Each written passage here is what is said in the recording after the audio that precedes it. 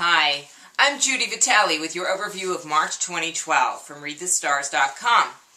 Last year in March we had a lot of crazy stuff going on. Uranus changed signs, and we're kind of used to Uranus being in Aries now, well, as used to that as one can be.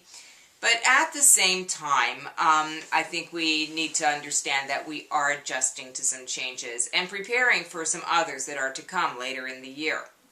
We will, as usual, have the spring equinox. This year, the spring equinox comes on March 20th.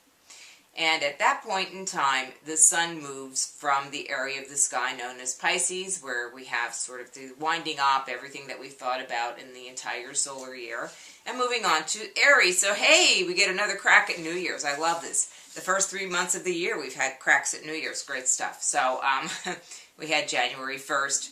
Well, I believe that Chinese New Year, it ran into February, and now we have another new beginning, March 20th, the spring equinox. Apart from that, probably the biggest event that will occur will be a rather powerful Mercury retrograde taking place on March the 12th and running all the way through until April the 4th. And this is not going to be an easy time for us to get our business accomplished.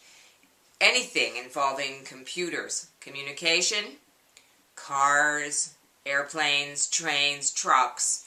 I'm already talking to you a week before this is about to occur, noticing strange things that you hear during Mercury retrograde. I turned on the radio. 2 ads were playing simultaneously. Someone had messed up whatever they were doing there at the station. But these things will occur. You can't really stop them from occurring, but you can prevent the kind of losses that can happen by making sure that you've prepared contingencies. If you're going on a road trip, for example, make sure all your fluids are in the car before you go. Check the weather forecast. Make sure you know where there will be a place for overnight accommodation should you need them. If you have a lot of sensitive material on your computer, make sure that you have not 1 but 2 backups.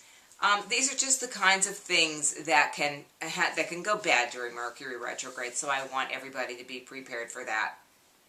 Beyond that, to be honest, there really isn't a whole lot happening in March, thank God. We do have Venus moving from Aries to Taurus. It did that on March the 5th. Mars is still retrograde in Virgo. We'll be there for a while longer, so we're still going through the Mars retrograde thing. Saturn is retrograde. And the other planets are just kind of doing their thing. Now, the moon cycles are important, of course. We'll have a full moon in Virgo on March the 8th, and this will allow us to make a decision about what we're going to keep and what we're going to cast away. It could be a project, it could be a relationship, something in our lives that we kind of want to keep and kind of want to toss away. We'll work it out by using Virgo's power of discrimination. And then there will be a new moon on March the 22nd at 2 degrees of Aries. And that's always exciting because a new moon in Aries means something that you're going to take action on.